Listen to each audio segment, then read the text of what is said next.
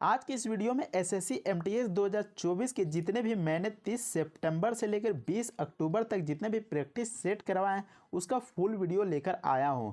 तो इस वीडियो में आपको 300 से भी अधिक एमसीक्यू जो कि आपके एग्जाम्स के लिए काफ़ी मोस्ट इम्पोर्टेंट रहने वाले हैं, तो इस वीडियो को आप ज़रूर पूरा देखिएगा। इसमें सभी क्वेश्चन कवर कराए गए हैं। तो चलिए वीडियो को शुरू करते हैं।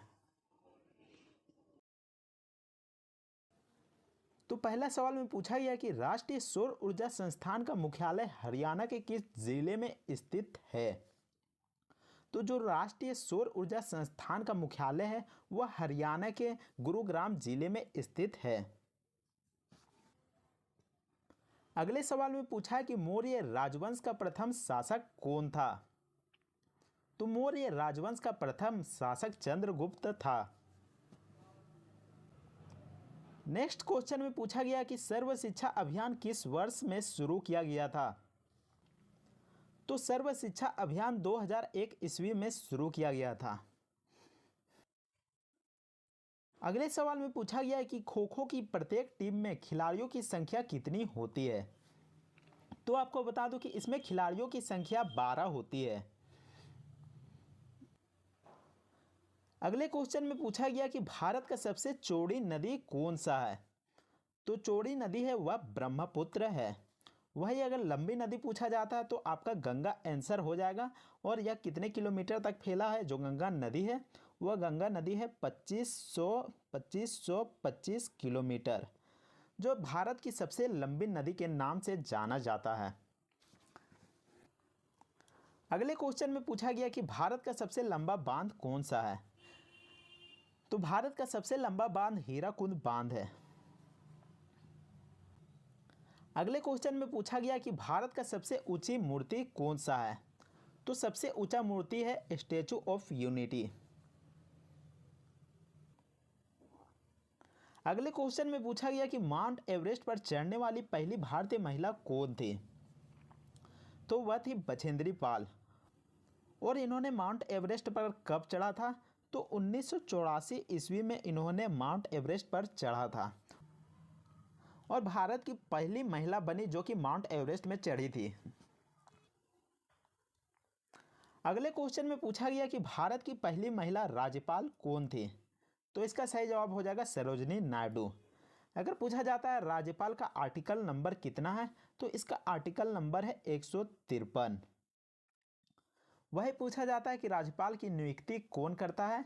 तो राज्यपाल की नियुक्ति राष्ट्रपति के द्वारा किया जाता है और राष्ट्रपति ही त्यागपत्र लेते हैं। इसके अलावा शपथ कौन दिलाता है राज्यपाल को। तो राज्यपाल को शपथ दिलाने का काम हाई कोर्ट के मुख्य न्यायाधीश करते हैं। इसके अलावा राज्यपाल की नियुक्ति के लिए मिनिमम जो आयु है वह 35 वर्ष रखा गया है और मैक्सिमम एज यहाँ पर नहीं रखा गया है। लिमिट यहाँ पर नहीं है कि इतने साल में रिटायर हो जाएंगे। नेक्स्ट सवाल में पूछा गया कि सर्वोच्च न्यायालय में प्रथम महिला न्यायाधीश कौन थी। तो इसका सही जवाब हो जाएगा एम फातिमा बोबी। और यह कब बनी थी। तो इसे नियुक्त किया गया था 6 अक्टूबर 1989 को। नेक्स्ट क्वेश्चन में पूछा गया कि वह कौन सा उपकरण है जो भूकंप की तीव्रता को मापने का काम करता है। तो इसका सही जवाब हो जाएगा रिएक्टर स्केल। अगले क्वेश्चन में पूछा गया कि भारत का सबसे बड़ा राज्य कौन सा है। तो इसका जवाब हो जाएगा राजस्थान, जो कि भारत का सबसे बड़ा राज्य है। अगले क्वेश्चन में पूछा गया कि भारत के राष्ट्रपति का कार्यकाल कितने वर्ष का होता है। तो भारत के राष्ट्रपति का कार्यकाल 5 वर्ष का होता है। इसके अलावा राष्ट्रपति का अनुच्छेद पूछा जाता है तो इसका अनुच्छेद नंबर हो जाएगा 52। और सैलरी की बात की जाए तो इसका 5 लाख रुपये महीना सैलरी है। मिनिमम एज की बात की जाए तो 35 वर्ष रखा गया है और मैक्सिमम एज यहाँ पर लिमिट नहीं है। इसके अलावा राष्ट्रपति का शपथ के बारे में बात करें तो शपथ का अनुच्छेद है वह अनुच्छेद नंबर 60 है। और राष्ट्रपति त्यागपत्र किसको देता है। तो राष्ट्रपति अपना त्यागपत्र उपराष्ट्रपति को देते हैं, उपराष्ट्रपति को।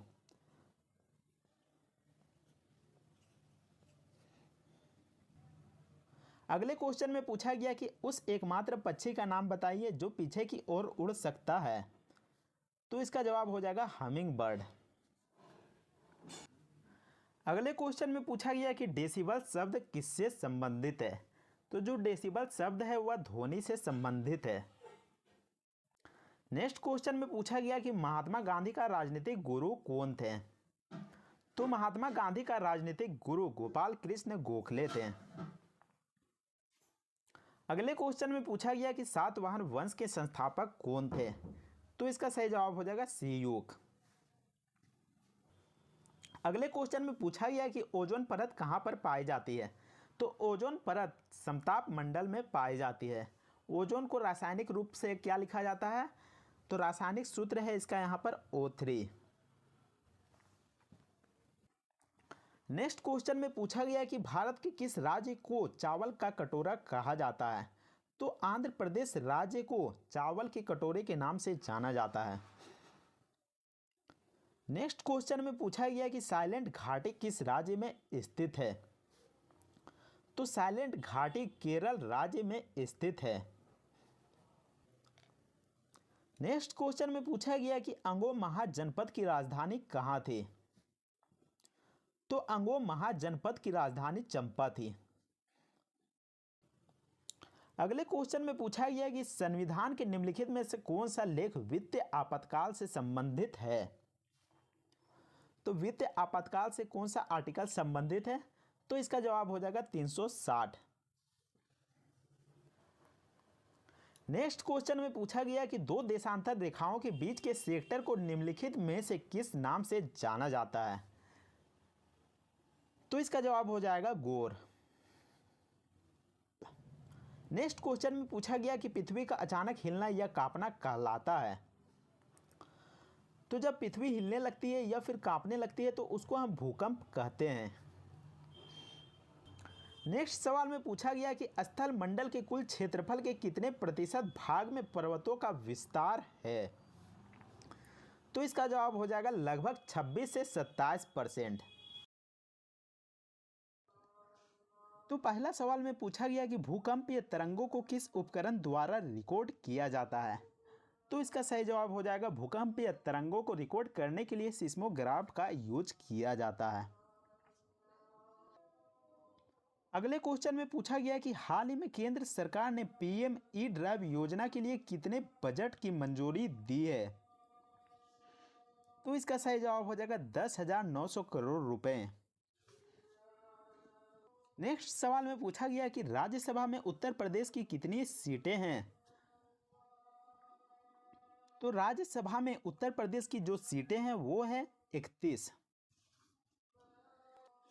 अगले क्वेश्चन में पूछा गया कि हाल ही में दिवंगत सीताराम येचुरी का संबंध किस पार्टी से है।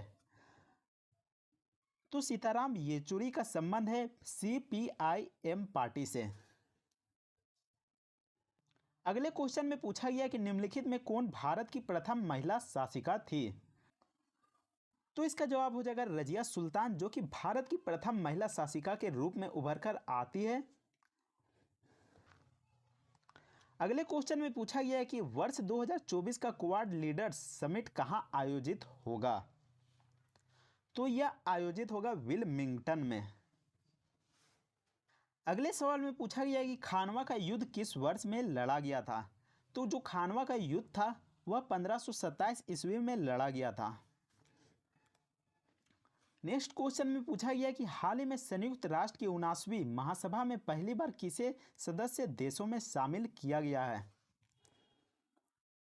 तो इसका सही जवाब हो जाएगा फिलिस्तीन को। नेक्स्ट क्वेश्चन में पूछा गया है कि खिलजी वंश के ठीक बाद किस वंश ने दिल्ली पर शासन किया था। तो खिलजी वंश के बाद तुगलक वंश ने दिल्ली पर शासन किया था। अगले क्वेश्चन में पूछा गया कि हाल ही में मतदाताओं को सभी स्तरों पर न्यायाधीशों के चुनाव की अनुमति देने वाला दुनिया का पहला देश कौन सा था। तो इसका जवाब हो जाएगा मेक्सिको। नेक्स्ट क्वेश्चन में पूछा गया कि बोडो, डोगरी और मैथिली और संथाली भाषाओं को किस वर्ष भारत के संविधान के 8वीं अनुसूची में जोड़ा गया। तो इसका जवाब हो जाएगा 2003 में जोड़ा गया था। अगले क्वेश्चन में पूछा गया कि प्रतिवर्ष पूरे भारत में राष्ट्रीय हिंदी दिवस कब मनाया जाता है। तो 14 सितंबर को प्रतिवर्ष राष्ट्रीय हिंदी दिवस के रूप में मनाया जाता आ रहा है। नेक्स्ट क्वेश्चन में पूछा गया कि चंपारण सत्याग्रह भारत के निम्नलिखित में से किस राज्य में हुआ था। तो जो चंपारण सत्याग्रह आंदोलन हुआ था वह बिहार राज्य में किया गया था। नेक्स्ट क्वेश्चन में पूछा गया कि हाल ही में केंद्र सरकार ने मिशन मौसम के लिए कितने बजट की मंजूरी दी है। तो केंद्र सरकार ने मिशन मौसम के लिए 2000 करोड़ रुपए की बजट पेश की है। अगले क्वेश्चन में पूछा गया कि भारतीय राष्ट्रीय कांग्रेस की पहली बैठक कब और कहां हुई थी। तो भारतीय राष्ट्रीय कांग्रेस यानी कि आईएनसी की पहली जो बैठक हुई थी वह 1885 में हुई थी और बॉम्बे में हुई थी। अगले क्वेश्चन में पूछा है कि हाल ही में भारत सरकार ने किसका नाम बदलकर श्री विजयपुरम किया है। तो जो पोर्ट ब्लेयर था उसका नाम बदलकर श्री विजयपुरम कर दिया गया है। नेक्स्ट क्वेश्चन में पूछा गया कि राजनीति का कौन सा निदेशक सिद्धांत अंतर्राष्ट्रीय शांति और सुरक्षा को बढ़ावा देने से संबंधित है। तो अनुच्छेद नंबर 51 जो कि अंतर्राष्ट्रीय शांति और सुरक्षा को बढ़ावा देने का जो निदेशक सिद्धांत है। अगले क्वेश्चन में पूछा गया कि 9वां अखिल भारतीय राजभाषा सम्मेलन 2024 कहां प्रारंभ होगा। तो यह नई दिल्ली में प्रारंभ होगा। अगले क्वेश्चन में पूछा गया कि समुद्रगुप्त का दरबारी कवि कौन था। तो समुद्रगुप्त का दरबारी कवि हरिसेन था। अगले क्वेश्चन में पूछा गया कि हाल ही में केंद्रीय मंत्री श्री राजीव रंजन सिंह ने कहां रंगीन मछली ऐप लॉन्च किया है। तो जो रंगीन मछली ऐप लॉन्च किया गया है वह उड़ीसा में लॉन्च किया गया है। अगले क्वेश्चन में पूछा गया कि जब उच्च स्तर से बहने वाली धाराएं निम्न ढाल वाले मैदानों में टूटती है तो किस प्रकार के निक्षेपण भूमि रूपों का निर्माण होता है। तो इसका जवाब हो जाएगा जलोढ़ पंखे। नेक्स्ट क्वेश्चन में पूछा गया कि शेषाचलम बायोस्फीयर रिजर्व भारत के किस राज्य में स्थित है। तो जो शेषाचलम बायोस्फीयर रिजर्व है वह भारत के आंध्र प्रदेश राज्य में स्थित है। अगले क्वेश्चन में पूछा गया कि निम्न में कौन सी एशिया की सबसे बड़ी घाटी है। तो एशिया की सबसे बड़ी घाटी है वह है डांग घाटी। नेक्स्ट सवाल में पूछा गया कि वरुण नौसेना अभ्यास भारत और किस देश के बीच संपन्न हुआ था। तो यह फ्रांस और भारत के बीच संपन्न हुआ था। अगले क्वेश्चन में पूछा गया कि प्रसिद्ध संगीतकार उस्ताद सुल्तान खान किस वाद्ययंत्र से संबंधित थे। तो उस्ताद सुल्तान खान सारंगी वाद्ययंत्र से संबंधित थे। पहला सवाल में पूछा गया कि माइक्रोचिप बनाने के लिए किस धातु का प्रयोग किया जाता है। तो माइक्रोचिप बनाने के लिए सिलिकॉन धातु का प्रयोग किया जाता है। पूछा जाता है कि आखिर सिलिकॉन किस धातु के अंतर्गत आता है। तो सिलिकॉन अर्धचालक के अंतर्गत आता है, अर्धचालक, जिसे सेमीकंडक्टर भी कहा जाता है। अगले क्वेश्चन में पूछा गया कि दलदल एवं धान के खेतों में इनमें से कौन सी गैस उत्सर्जित होती है। तो जो दलदल और धान के खेत होते हैं उसमें से मीथेन गैस निकलता है। मीथेन गैस को मार्स गैस भी कहा जाता है, मार्स गैस। इसके अलावा इसका फॉर्मूला की बात की जाए तो इसका फॉर्मूला होता है CH4। अगले क्वेश्चन में पूछा गया कि बड़ी माता के टीके का आविष्कार किसने किया था। तो जो बड़ी माता का टीका होता है उसका आविष्कार एडवर्ड जेनर ने किया था। अगले क्वेश्चन में पूछा गया कि निम्नलिखित में कौन से दो क्षेत्र भारत के प्रमुख जैव विविधता स्थल है।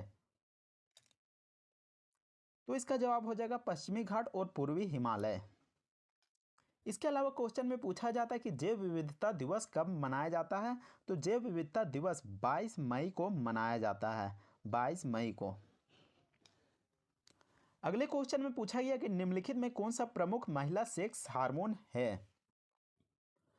तो एस्ट्रोजन जो है वह महिला सेक्स हार्मोन है। अगले क्वेश्चन में पूछा गया कि आवर्त सारणी का आविष्कार किसने किया था। आवर्त सारणी का मतलब यहाँ पर पीरियोडिक टेबल से है, तो इसका आविष्कार किसने किया था। तो इसका आविष्कार दमित्री मेंडलीफ ने किया था। अगले क्वेश्चन में पूछा गया कि भारत की सबसे लंबी मारक क्षमता वाली बैलिस्टिक मिसाइल कौन सी है। तो जो अग्नि 5 है, यहाँ पर अग्नि 5 होगा। जो अग्नि 5 है वह भारत की सबसे लंबी मारक क्षमता वाली बैलिस्टिक मिसाइल है। और इसकी रेंज कितनी है। तो इसकी रेंज है 5000 किलोमीटर से लेकर 8000 किलोमीटर तक। तो जो अग्नि 5 है वह 5000 किलोमीटर से लेकर 8000 किलोमीटर तक अपनी मिसाइल छोड़ सकता है, वहां तक हमला कर सकता है। अगले क्वेश्चन में पूछा गया कि काली मिट्टी के बारे में इनमें से कौन सा कथन सही है। तो यहाँ पर ऑप्शन देख सकते हैं। यह मिट्टी कम उपजाऊ होती है, यह दक्षिणी पठारों के अधिकांश भागों में पाई जाती है, या फिर यह यमुना के अधिकांश भागों में पाई जाती है, या फिर फास्फोरस नाइट्रोजन प्रचुर मात्रा में इस मिट्टी में पाई जाती है। तो यहाँ पर कौन सा कथन सही है। तो कथन नंबर बी यानी कि आंसर नंबर जो बी है, यह दक्षिणी पठारों के अधिकांश भागों में पाई जाती है, यह आपका सही जवाब हो जाएगा। इसके अलावा जो काली मिट्टी होती है वह धान की खेती के लिए और कपास की खेती के लिए काफ़ी अच्छी मानी जाती है, और इसमें प्रचुर मात्रा में ह्यूमस पाया जाता है, अगले क्वेश्चन में पूछा गया कि निम्नलिखित में कौन सा सेंट्रल प्रोसेसिंग यूनिट का एक घटक है। तो जो मेमोरी है वह सेंट्रल प्रोसेसिंग यूनिट का एक घटक है। इसके अलावा जो माउस मॉनिटर कीबोर्ड है वह एक्सटर्नल पार्ट है। नेक्स्ट क्वेश्चन में पूछा गया कि निम्नलिखित में कौन सा पृथ्वी की सतह से प्रारंभ करते हुए वायुमंडलीय परतों की उपस्थिति के सही क्रम को दर्शाता है। तो यहाँ पर देख सकते हैं बहुत सारे ऑप्शन दिए गए हैं। तो जो पहला नंबर ऑप्शन है ए नंबर, वो आपका सही हो जाएगा। सबसे पहले क्षोभ मंडल आता है, उसके बाद समताप मंडल आता है, उसके बाद मध्य मंडल आता है, फिर आयन मंडल आता है, फिर बहिर्मंडल आता है। तो यह क्रम अनुसार यहाँ पर दर्शाया गया है। इसके अलावा क्वेश्चन में पूछा जाता है कि ओजोन परत कहाँ पर पाया जाता है। ओजोन परत कहाँ पर पाया जाता है। तो जो ओजोन परत पाया जाता है वह समताप मंडल में पाया जाता है। आप याद रखिएगा कि ओजोन परत समताप मंडल में पाया जाता है। नेक्स्ट क्वेश्चन में पूछा गया कि इनमें से किसने 1867 में भारत के प्रति व्यक्ति आय की गणना की और अपनी पुस्तक poverty and un British rule in India में प्रकाशित किया। तो इसका सही जवाब हो जाएगा दादा भाई नौरोजी ने। इसके अलावा दादा भाई नौरोजी को ग्रांड ओल्ड मैन भी कहा जाता है। ग्रांड ओल्ड मैन, अगर पूछा जाता है कि दादा भाई नौरोजी को क्या कहा जाता है तो ग्रांड ओल्ड मैन सही जवाब हो जाएगा। इसके अलावा जो 1867 में जो गणना हुई थी उसमें बता दो कि भारत की प्रति व्यक्ति आय मात्र 20 रुपये थी, 20 रुपये। इसके अलावा दादा भाई नौरोजी ने जो पुस्तक लिखी poverty and un British rule, उसमें क्या बताया गया था। तो उसमें बताया गया था कि भारत का धन किस प्रकार विदेशों में जा रहा है। अगले क्वेश्चन में पूछा गया कि अर्जुन पुरस्कार किस क्षेत्र में विशिष्ट योगदान के लिए प्रदान किया जाता है। तो जो अर्जुन पुरस्कार होता है वो खेल के क्षेत्र में दिया जाता है, और इसकी शुरुआत कब हुई थी। तो इसकी शुरुआत 1961 में हुई थी। नेक्स्ट क्वेश्चन में पूछा गया कि इनमें से कौन सा पुरस्कार भारत में खेलों और प्रतिस्पर्धाओं के कोचों को दिया जाता है। तो जो द्रोणाचार्य अवार्ड है वह भारत में खेलों और प्रतिस्पर्धाओं के कोचों को दिया जाता है, यानी कि शिक्षकों को जो ट्रेनिंग देते हैं उसको दिया जाता है। अगले क्वेश्चन में पूछा गया कि इनमें से कौन सा देश संयुक्त राष्ट्र सुरक्षा परिषद का अस्थायी सदस्य है। तो जो फ्रांस है वह संयुक्त राष्ट्र सुरक्षा परिषद का एक अस्थायी सदस्य है। तो आपको बता दूं कि संयुक्त राष्ट्र सुरक्षा परिषद में 10 अस्थायी सदस्य हैं और 5 ऐसे सदस्य हैं जो कि अस्थायी रूप से हैं। तो 5 कौन कौन से अस्थायी रूप से हैं, तो आपको इस तरीके से याद रखना है। रूस का रूस का फेस। तो यहाँ पर रूस का फेस में आपको क्या रखना है, पहला नंबर में तो रूस खुद आ जाएगा, दूसरा नंबर में जो आ जाएगा वो फ्रांस है, और तीसरा नंबर में आ जाएगा अमेरिका है, और चौथा नंबर में आ जाएगा आपका वो चीन है, और जो पांचवा नंबर में आ जाएगा वो है इंग्लैंड यानी कि ब्रिटेन। अगले क्वेश्चन में पूछा गया है कि लाहौर एवं कश्मीर में स्थित शालीमार गार्डन किस कालीन की वास्तु कलाकृतियां हैं। तो इसका जवाब हो जाएगा मुगल काल की। आपको बता दूं कि जो शालीमार गार्डन है उसका निर्माण जहांगीर ने कराया था, जहांगीर ने कराया था। इसके अलावा मुगल वंश की स्थापना किसने की थी, तो मुगल वंश की स्थापना बाबर ने किया था, बाबर ने किया था। अगले क्वेश्चन में पूछा गया कि भारतीय संविधान का अनुच्छेद 368 किससे संबंधित है। तो भारतीय संविधान का जो अनुच्छेद 368 है वो संविधान संशोधन से संबंधित है। इसके अलावा संविधान संशोधन की जो प्रक्रिया है वह किस देश से लिया गया है, तो यह दक्षिण अफ्रीका से लिया गया है। अगर पूछा जाता है कि संविधान संशोधन की प्रक्रिया किस देश से लिया गया है, तो इसका जवाब हो जाएगा दक्षिण अफ्रीका। इसके अलावा यह भी पूछा जाता है कि संविधान संशोधन पहली बार कब हुआ था, तो यह हुआ था 1951 ईस्वी में। अगर क्वेश्चन में पूछा जाता है कि संविधान संशोधन संविधान के किस भाग में है, तो यह भाग 20 में है। अगले क्वेश्चन में पूछा गया कि भारतीय स्वतंत्रता द्वारा प्रदत्त इनमें से कौन सी विशेषता भारतीय न्यायपालिका से संबंधित है। तो यहाँ पर ऑप्शन दिए गए हैं, उच्च न्यायालयों के न्यायाधीश चुने जाते हैं, न्यायिक स्वतंत्रता, न्यायपालिका की सर्वोच्चता, प्रत्येक राज्य का अपना उच्च न्यायालय है। तो इसका सही जवाब हो जाएगा ऑप्शन नंबर बी, न्यायिक स्वतंत्रता। अगले क्वेश्चन में पूछा गया कि अकबर द्वारा निर्मित पंचमहल कहाँ पर स्थित है। तो अकबर ने जो पंचमहल बनाया था वह फतेहपुर सीकरी में स्थित है। इसके अलावा जो फतेहपुर सीकरी है उसकी स्थापना कब की गई थी, तो इसकी स्थापना 1571 में की गई थी, और 1572 में फतेहपुर सीकरी को राजधानी बनाया गया था। इसके अलावा फतेहपुर सीकरी में 1602 ईस्वी में बुलंद दरवाजा का भी निर्माण अकबर के द्वारा कराया गया था। और क्यों कराया गया था, क्योंकि अकबर ने जो गुजरात था उस पर विजय प्राप्त किया था। अगले क्वेश्चन में पूछा गया कि कामागाटा मारू घटना किससे संबंधित है। तो जो कामागाटा मारू घटना है वह भारतीय स्वतंत्रता संग्राम से संबंधित है। और यह भारतीय स्वतंत्रता संग्राम से कैसे संबंधित है, तो बात है 1914 की, जब कनाडा से भारतीय जवान जहाज की मदद से आ रहे होते हैं। कहाँ आ रहे होते हैं, कलकत्ता में, और वे कलकत्ता में जाके रुकते हैं। तभी अंग्रेजों को पता चल जाता है कि भारतीय जवान उस शिप में हैं, और अंग्रेज वहाँ पर गोलियां चला देते हैं। उसी को कामागाटा मारू घटना के नाम से जाना जाता है। अगले क्वेश्चन में पूछा गया कि इनमें से कौन सी समिति भारत में कर सुधारों से संबंधित है।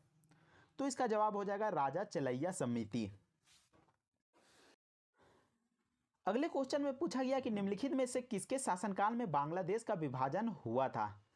तो लॉर्ड कर्जन के समय बांग्लादेश का विभाजन हुआ था। और विभाजन कब किया गया था, तो 16 अक्टूबर को विभाजन किया गया था, 16 अक्टूबर 1905 को।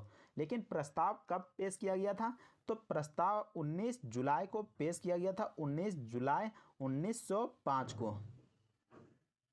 और जैसे ही 19 जुलाई 1905 को प्रस्ताव पेश हुआ कि बंगाल विभाजन होगा, तब भारत के लोगों ने 7 अगस्त 1905 को स्वदेशी आंदोलन शुरू कर दिया। तो याद रखिएगा कि स्वदेशी आंदोलन कब हुआ था, तो यह 7 अगस्त 1905 को हुआ था। नेक्स्ट क्वेश्चन में पूछा गया कि सरकार अनिवार्यतः कितनी फसलों के न्यूनतम समर्थन मूल्य यानी कि एमएसपी की घोषणा करती है। तो इसका जवाब हो जाएगा 22 फसलें। नेक्स्ट क्वेश्चन में पूछा गया कि वित्तीय आपातकाल संबंधित प्रावधानों का उल्लेख भारतीय संविधान के निम्नलिखित में से कौन से अनुच्छेद में है। तो जो वित्तीय आपातकाल संबंधी प्रावधान है वह अनुच्छेद नंबर 360 में है। और अगर क्वेश्चन में पूछा जाता है क्या वित्तीय आपातकाल कभी भारत में लगा है या फिर नहीं, तो यह अभी तक नहीं लगा है। अगले क्वेश्चन में पूछा गया है कि महात्मा गांधी द्वारा नमक सत्याग्रह किस वर्ष में शुरू किया गया था। तो यह शुरू किया गया था 1930 में। अगर डेट भी पूछा जाता है तो आपका डेट हो जाएगा 12 मार्च, 12 मार्च 1930। अगले क्वेश्चन में पूछा गया कि इनमें से कौन सी पर्वत श्रृंखला स्विट्जरलैंड में स्थित है। तो जो आल्प्स पर्वत श्रेणी है वह स्विट्जरलैंड में स्थित है। पहला क्वेश्चन में पूछा गया कि अंतिम पृथ्वी शिखर सम्मेलन कहाँ आयोजित किया गया था। तो जो पहला अंतिम पृथ्वी शिखर सम्मेलन था वह रियो डी जेनेरियो में आयोजित किया गया था। और पूछा जाता है कब आयोजित किया गया था, तो यह 2012 में आयोजित किया गया था। और रियो डी जेनेरियो कहाँ पर स्थित है, तो यह ब्राज़ील में स्थित है, जो कि एक देश है। इसके अलावा ब्राज़ील में किस चीज़ का सबसे अधिक उत्पादन होता है, तो ब्राज़ील में सबसे अधिक कॉफ़ी का उत्पादन किया जाता है। जी हाँ, कॉफ़ी का उत्पादन किया जाता है। इसके अलावा ब्राज़ील में एक घास का मैदान है, तो उस घास का मैदान का क्या नाम है, तो उस घास का मैदान का नाम है कैंपास। जी हाँ, कैंपास।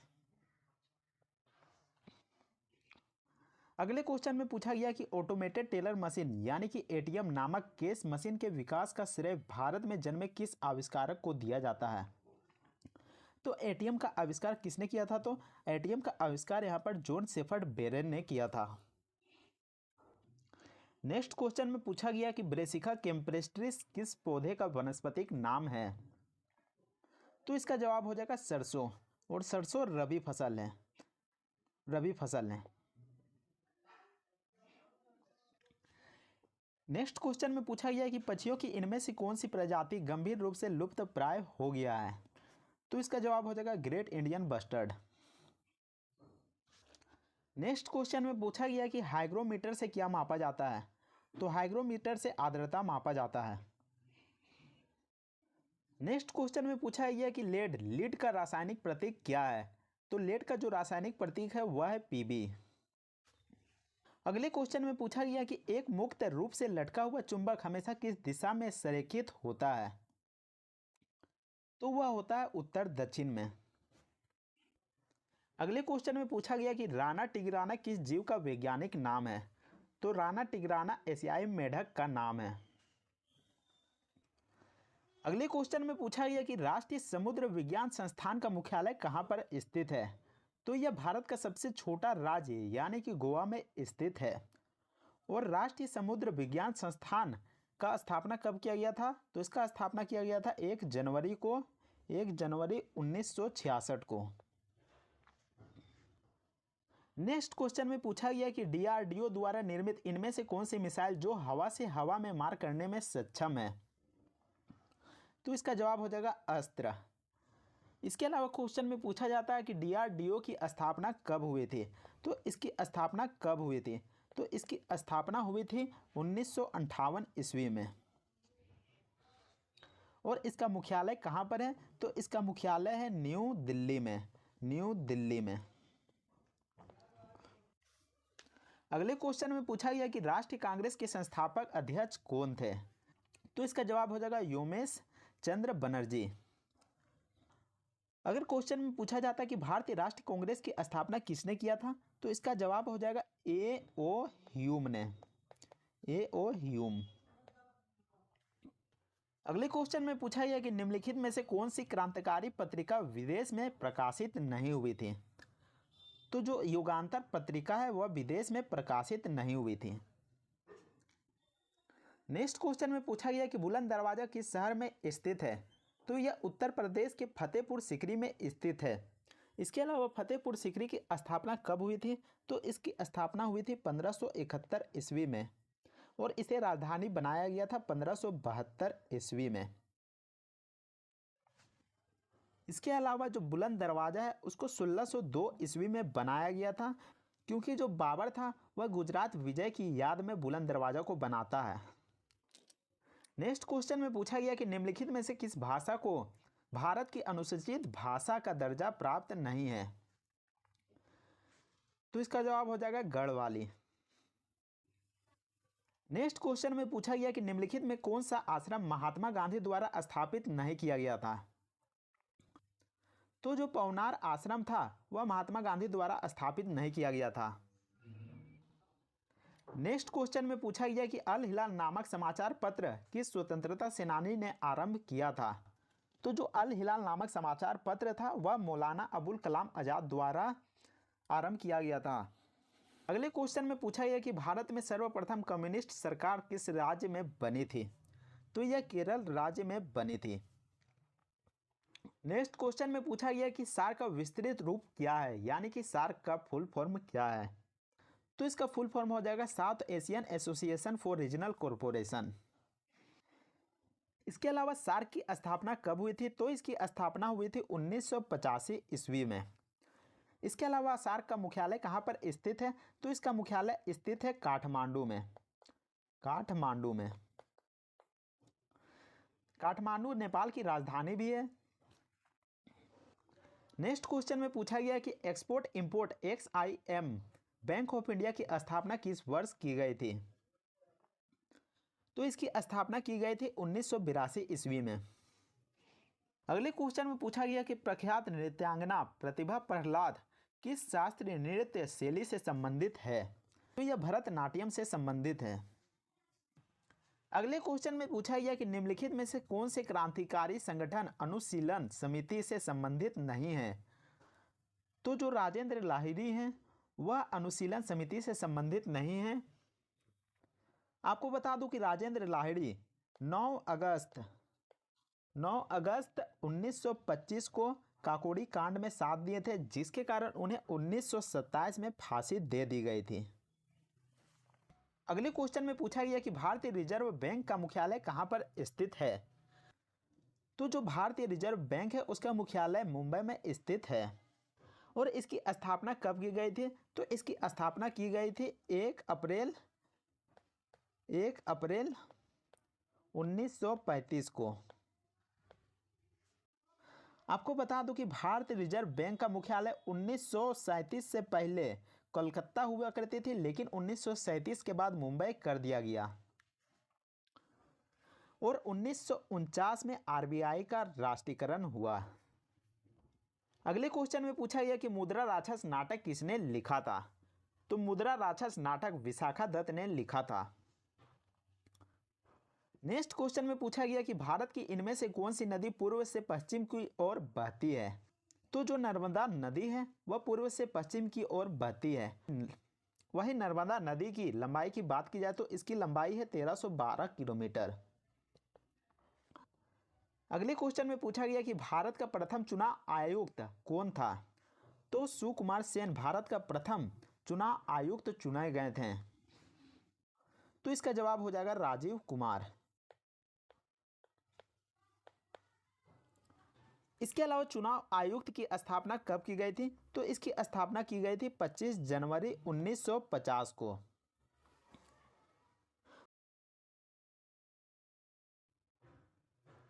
तो पहला क्वेश्चन में पूछा गया कि निम्नलिखित में से कौन सा ज्वालामुखी नहीं है। तो आपको बता दूं कि जो माउंट एटेना है, कोटोपेक्सी है, माउंट वेसुवियस है, ये सभी ज्वालामुखी के नाम हैं। लेकिन जो माउंट ब्लैक है वह ज्वालामुखी नहीं है। तो ऐसे में आपका जो ऑप्शन नंबर बी है वो सही हो जाएगा। नेक्स्ट क्वेश्चन में पूछा गया है कि यूरोप का व्यवस्थम समुद्री बंदरगाह कौन सा है। तो इसका जवाब हो जाएगा रोटरडम। नेक्स्ट क्वेश्चन में पूछा गया कि भारतीय ध्वज के डिजाइन का श्रेय इनमें से किसे दिया जाता है। यानी कि जो भारतीय तिरंगा है उसका डिजाइन को किसने बनाया था। तो उसके डिजाइन को पिंगली वेंकैया ने बनाया था। और आपको बता दूं कि 22 जुलाई 1947 को संविधान सभा में भारतीय तिरंगे को स्वीकारा गया था, यानी कि अपनाया गया था। अगले क्वेश्चन में पूछा गया कि निम्नलिखित में से कौन सा घास का मैदान नहीं है। तो यहाँ पर जो सवाना है, प्रेरी है और स्टेपीज है, ये सभी घास के मैदान हैं। लेकिन जो फेन है वह घास का मैदान नहीं है। तो ऐसे में आपका ऑप्शन नंबर 20 सही हो जाएगा। अगले क्वेश्चन में पूछा गया कि निम्नलिखित में से कौन सा बंदरगाह भारत के पूर्वी तट पर स्थित है। तो आपका आंसर हो जाएगा तुतीकोरिन, ऑप्शन नंबर सी। अगले क्वेश्चन में पूछा गया कि हरे रंग का पदार्थ जो पौधों में प्रकाश संश्लेषण करता है वह निम्नलिखित में से कौन है? तो इसका जवाब हो जाएगा क्लोरोफिल, जो कि प्रकाश संश्लेषण पौधों में करता है। इसके अलावा बता दूं कि क्लोरोफिल के वजह से ही जो पत्तियां होती है वो हरे रंग की दिखाई देती है। क्लोरोफिल को क्लोरोप्लास्ट भी कहते हैं, क्लोरोप्लास्ट।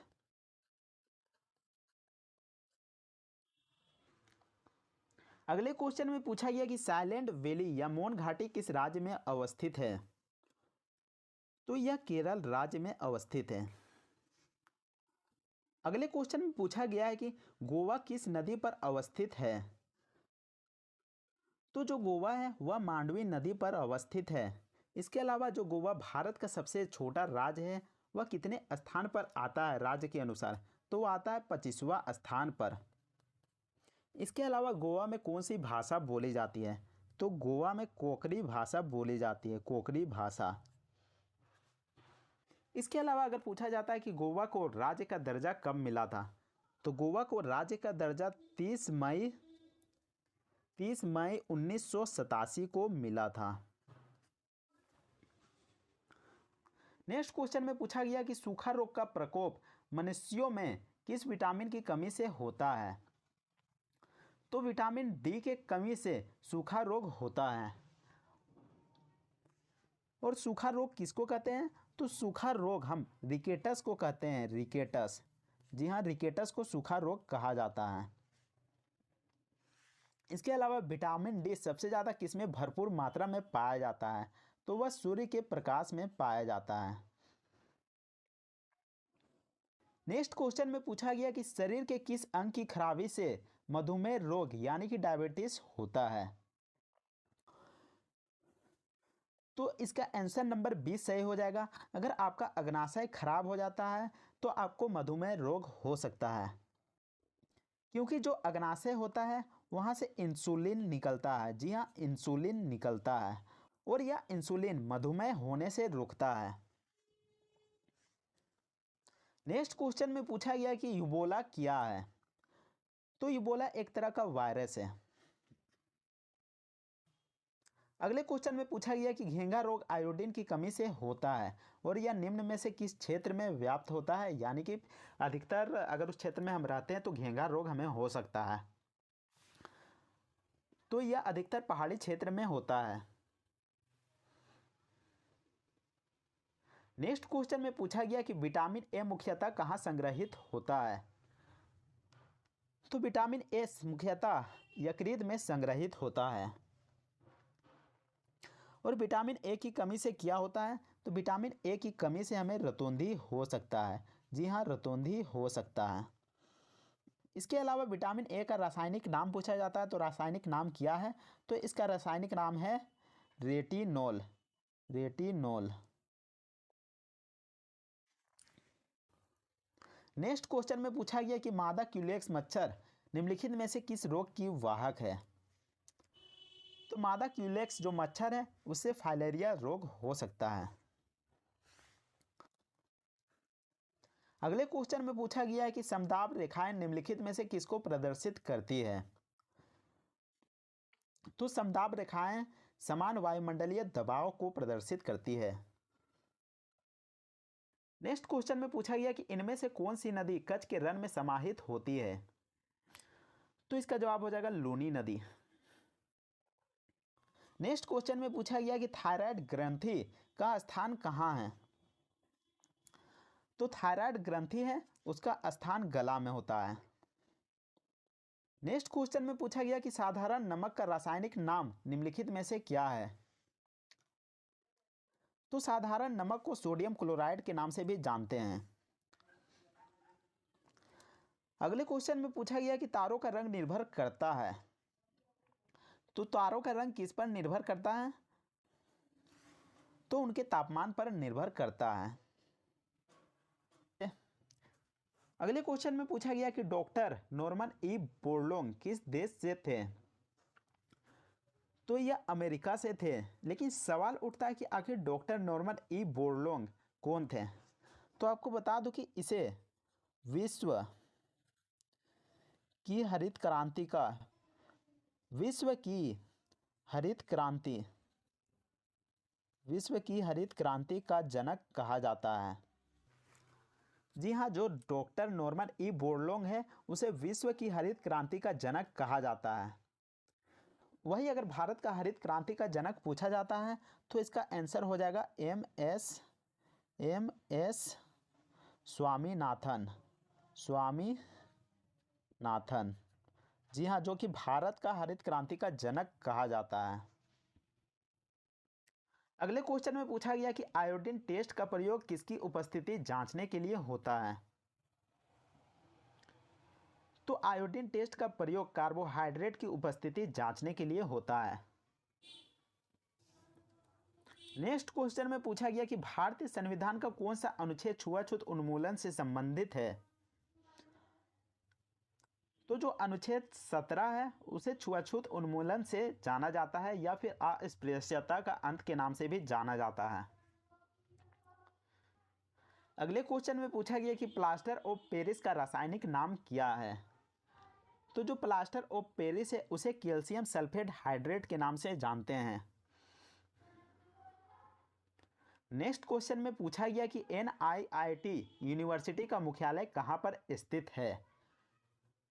तो जो NIIT यूनिवर्सिटी का मुख्यालय है वह हरियाणा के गुरुग्राम में स्थित है। इसके अलावा अगर स्थापना की बात की जाए तो इसकी स्थापना 1981 में की गई थी। नेक्स्ट क्वेश्चन में पूछा गया कि कश्मीर के मार्तंड सूर्य मंदिर का निर्माण किसने कराया था? तो जो कश्मीर का मार्तंड सूर्य मंदिर है उसका निर्माण ललितादित्य ने कराया था। इसके अलावा आपको बता दूं कि भारत देश में कुल 3 सूर्य मंदिर है। पहला कश्मीर का मार्तंड सूर्य मंदिर और दूसरा नंबर में आ जाता है गुजरात का मोढेरा मंदिर, मोढेरा सूर्य मंदिर। इसके बाद आ जाता है उड़ीसा का, जी हाँ उड़ीसा का कोणार्क मंदिर, कोणार्क सूर्य मंदिर। तो यहाँ पर भारत में कुल 3 सूर्य मंदिर है। पहला सवाल में पूछा गया है कि हड़प्पा सभ्यता की खोज किसने की थी? तो हड़प्पा सभ्यता की खोज दयाराम साहनी ने किया था। और कब किया था? तो उन्होंने 1921 में हड़प्पा सभ्यता की खोज किया था। तो अगर डेट पूछा जाता है तो 1921 सही जवाब हो जाएगा। नेक्स्ट सवाल में पूछा है कि वह शासक जिसने एक सच्चे जैन मुनि की तरह उपवास के द्वारा शरीर त्याग दिया वह कौन था? तो इसका सही जवाब हो जाएगा चंद्रगुप्त मौर्य ने। नेक्स्ट सवाल में पूछा गया कि तराइन का प्रथम युद्ध किसके मध्य लड़ा गया था? आखिर किसके बीच में तराइन का प्रथम युद्ध लड़ा गया था?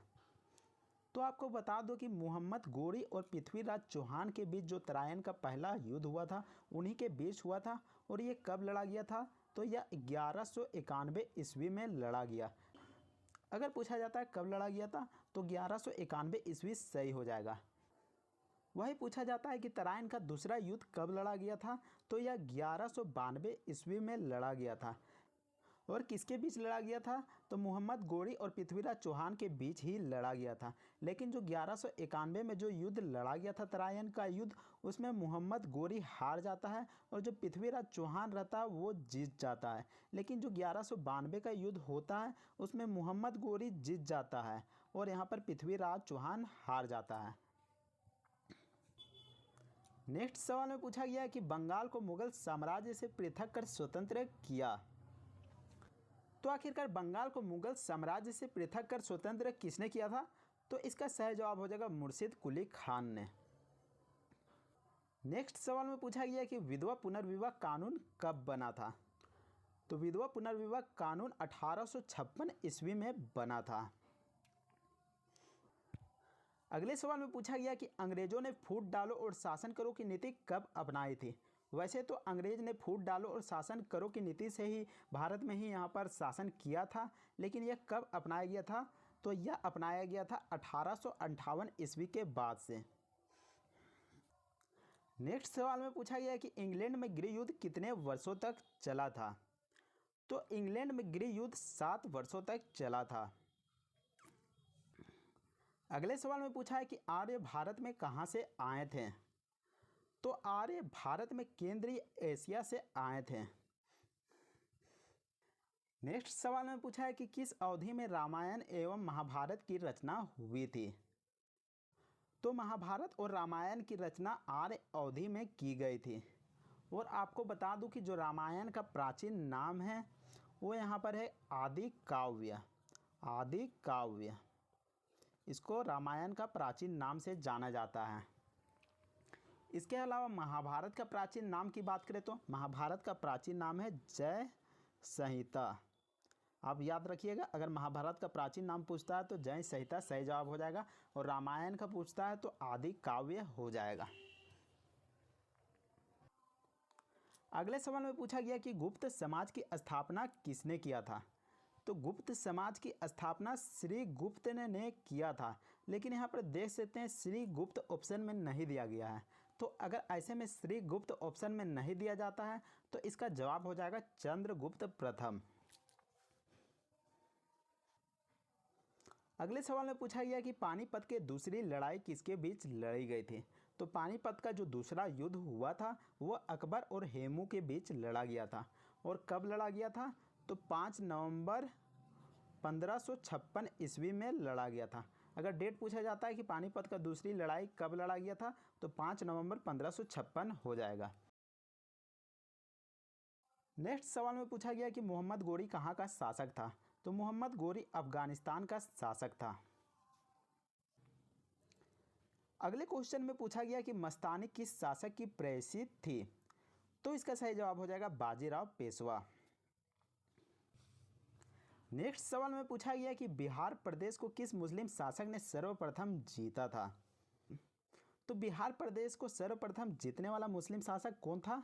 तो वह था बख्तियार खिलजी। अगले क्वेश्चन में पूछा गया कि मुगल काल में सर्वप्रथम किस शहर में अंग्रेजों ने अपने कारखाने स्थापित किए थे। तो इसका सही जवाब होगा सूरत में मुगल साम्राज्य के दौरान अंग्रेजों ने सर्वप्रथम कारखाने स्थापित किए थे। नेक्स्ट सवाल में पूछा गया कि राज्यपाल की नियुक्ति किसके द्वारा किया जाता है।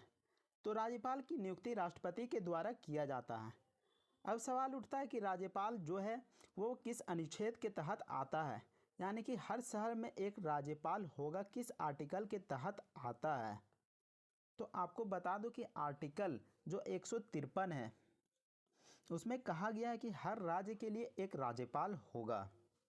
तो ऐसे में पूछा जाएगा कि राज्यपाल किस आर्टिकल के तहत आता है, किस अनुच्छेद के तहत आता है। तो आपका सही जवाब हो जाएगा आर्टिकल 153। अगर किसी क्वेश्चन में पूछा जाता है कि राज्यपाल अपना त्यागपत्र किसको देता है, तो त्यागपत्र वह राष्ट्रपति को देता है। इसके अलावा राज्यपाल की नियुक्ति की उम्र की बात की जाए तो उम्र यहाँ पर 35 वर्ष रखा गया है। और यहाँ पर रिटायरमेंट की बात की जाए तो रिटायरमेंट यहाँ पर मैक्सिमम कितना होगा। तो यहाँ पर लिमिट यहाँ पर नहीं है, तो यहाँ पर नो लिमिट हो जाएगा, यानी कि वह कितने भी साल तक वह अपने पद पर रह सकता है। इसके अलावा ये भी सवाल पूछता है कि राज्यपाल को शपथ कौन दिलाता है। तो आपको बता दूं कि जो सुप्रीम कोर्ट का जो मुख्य न्यायाधीश होता है वह राज्यपाल को शपथ दिलाता है। तो इस सवाल में पूछा गया कि राज्यपाल की नियुक्ति किसके द्वारा किया जाता है। तो राष्ट्रपति के द्वारा राज्यपाल की नियुक्ति किया जाता है। अगले सवाल में पूछा गया कि दूसरा गोलमेज सम्मेलन कब हुआ था। तो जो दूसरा गोलमेज सम्मेलन हुआ था वह 1931 में हुआ था। और कहाँ पर हुआ था। तो यह लंदन में हुआ था। तो अगर पूछा जाता है कि दूसरा गोलमेज सम्मेलन कहाँ हुआ था तो यह लंदन में हुआ था। यह आपका सही जवाब हो जाएगा। नेक्स्ट सवाल में पूछा गया कि मानस बाघ अभयारण्य कहाँ है। तो जो मानस बाघ अभयारण्य है वो असम में स्थित है।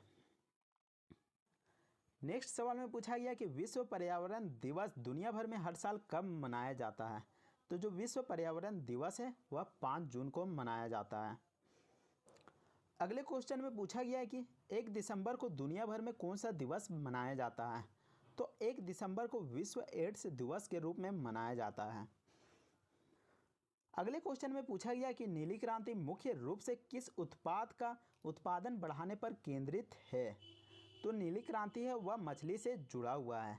इसके अलावा अगर श्वेत क्रांति पूछा जाता है तो वो यहाँ पर दूध हो जाएगा। इसके अलावा अगर पूछा जाता है सिल्वर क्रांति तो इसमें आपका अंडा हो जाएगा, अंडा हो जाएगा। इसके अलावा मुर्गी पालन हो जाएगा, किसके अंदर हो जाएगा, सिल्वर क्रांति के अंदर। इसके अलावा अगर पीली क्रांति पूछा जाता है तो इसके अंदर तिलहन हो जाएगा, तिलहन। इसके अलावा अगर हरी क्रांति पूछा जाता है तो इसके अंदर गेहूं और चावल आ जाएगा। अगर काली क्रांति पूछा जाता है तो इसके अंदर कच्चा तेल आ जाएगा, कच्चा तेल यानी कि क्रूड ऑयल। अगर ग्रे क्रांति पूछा जाता है तो इसके अंदर उर्वरक आ जाएगा यानी कि फर्टिलाइजर। अगले क्वेश्चन में पूछा गया कि सौरमंडल में किस ग्रह को भोर का तारा कहा जाता है, तो इसका सही जवाब हो जाएगा शुक्र को। नेक्स्ट सवाल में पूछा है कि भारतीय संविधान के जनक के रूप में किसे जाना जाता है, तो भारतीय संविधान के जनक के रूप में डॉक्टर भीमराव अंबेडकर को जाना जाता है। इसके अलावा बहुत सारे क्वेश्चंस में पूछा जाता है कि आखिर संविधान बनने का जो समय था, आखिर संविधान कितने समय में बनाया गया था, कितना समय लग गया था संविधान को बनाने में। तो जो समय लग गया था वो लगा था 2 साल 11 महीने और 18 दिन। तो अगर सवाल पूछता है कि संविधान बनाने में कितना समय लगा था तो 2 साल 11 महीने और 18 दिन लगे थे। अगले क्वेश्चन में पूछा गया कि भारतीय संविधान के किस संशोधन अधिनियम ने पंचायतों की शुरुआत की थी, तो इसका सही जवाब हो जाएगा 73वां संविधान संशोधन। और अगर पूछा जाता है 73वां संविधान संशोधन कब हुआ था, तो यह हुआ था 1992 ईस्वी में।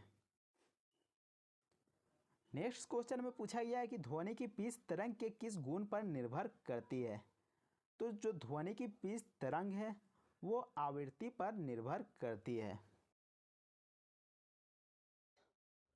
तो पहला सवाल में पूछा गया कि संविधान का अनुच्छेद 370 किससे संबंधित है, तो आपको बता दूं कि अनुच्छेद 370 जम्मू कश्मीर से संबंधित है। अगले सवाल में पूछा गया कि अनुच्छेद 19 किस अधिकार से संबंधित है, तो अनुच्छेद 19 भाषण और अभिव्यक्ति की स्वतंत्रता से संबंधित है।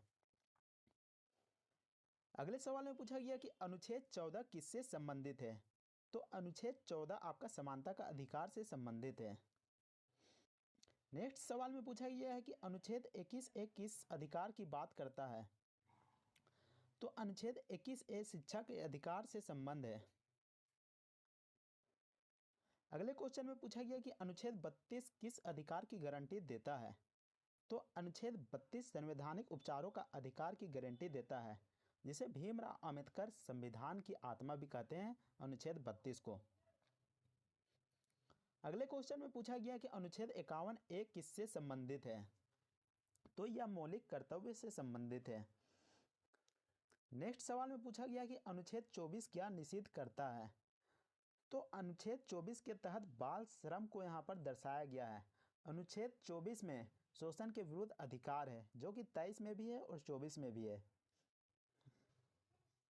अगले सवाल में पूछा गया कि संविधान का अनुच्छेद 356 किससे संबंधित है, तो यह आपका राष्ट्रपति शासन से संबंध है। नेक्स्ट सवाल में पूछा गया कि अनुच्छेद 243 किससे संबंधित है, तो अनुच्छेद 243 पंचायत व्यवस्था से संबंधित है। नेक्स्ट सवाल में पूछा है कि अनुच्छेद 17 किसको समाप्त करता है, तो यह छुआछूत को समाप्त करता है। आपको बता दूं कि अनुच्छेद 17 में अस्पृश्यता का अंत है, जिसको छुआछूत का अंत भी कहते हैं। तो आपका सही जवाब हो जाएगा छुआछूत। अगले सवाल में पूछा है कि अनुच्छेद 21 किस अधिकार से संबंधित है, तो अनुच्छेद 21 जीवन का अधिकार से संबंधित है। अगर देश में कोई आपातकाल भी लग जाता है तो जीवन का अधिकार कभी नहीं खत्म किया जा सकता है, यानी कि जो अनुच्छेद 21 है उसको यहाँ पर समाप्त नहीं किया जा सकता है। अगले सवाल में पूछा है कि अनुच्छेद 29 किससे संबंधित है, तो अनुच्छेद 29 सांस्कृतिक अधिकार से संबंध है। अगले सवाल में पूछा है कि अनुच्छेद 19 पहला का एक किस अधिकार की गारंटी देता है, तो यह अभिव्यक्ति की स्वतंत्रता की गारंटी देता है, यानी कि प्रेस की स्वतंत्रता। नेक्स्ट सवाल में पूछा है कि संविधान का अनुच्छेद 368 किससे संबंधित है?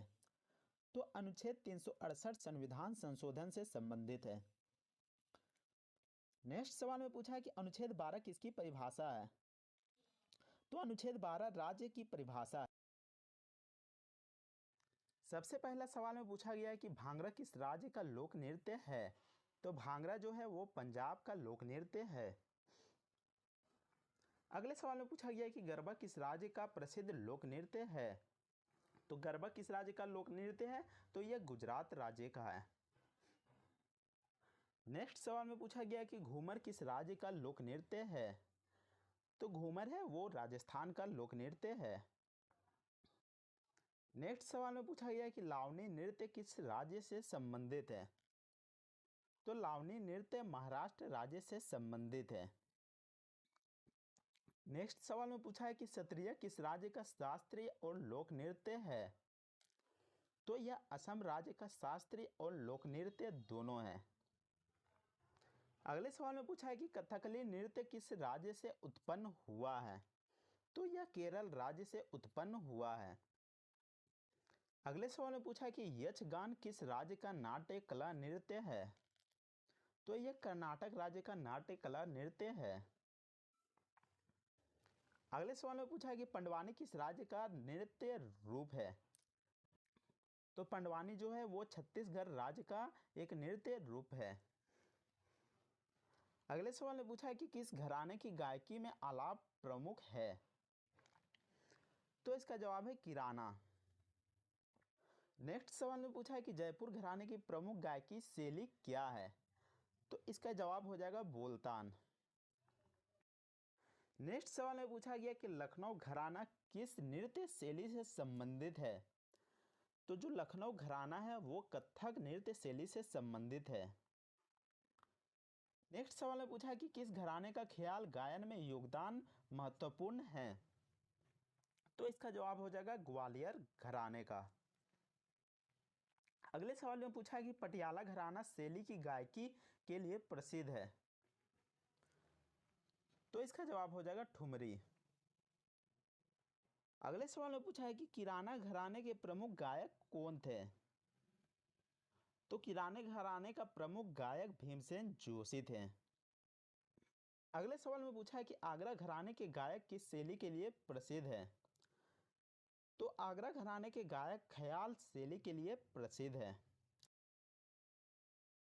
इस सवाल में पूछा गया कि जमीन से जमीन पर मार करने वाली बैलिस्टिक मिसाइल कौन सी है?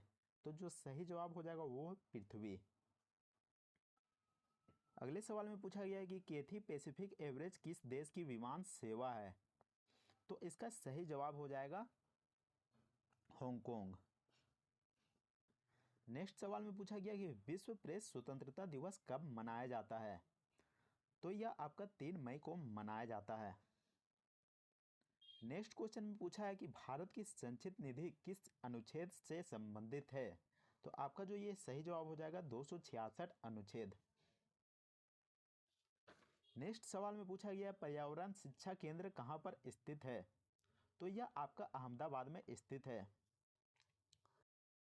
नेक्स्ट क्वेश्चन में पूछा गया who lives if India dies किसका प्रसिद्ध नारा है? तो यह जो नारा है जवाहरलाल नेहरू का नारा है। नेक्स्ट क्वेश्चन में पूछा है कि लाओस की राजधानी क्या है? तो इसकी राजधानी वियंतियाने है। इस सवाल में पूछा है भीमा परियोजना किस नदी पर स्थित है?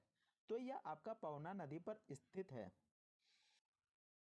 नेक्स्ट सवाल में पूछा गया कि संविधान संशोधन की प्रक्रिया किस देश से ली गई है?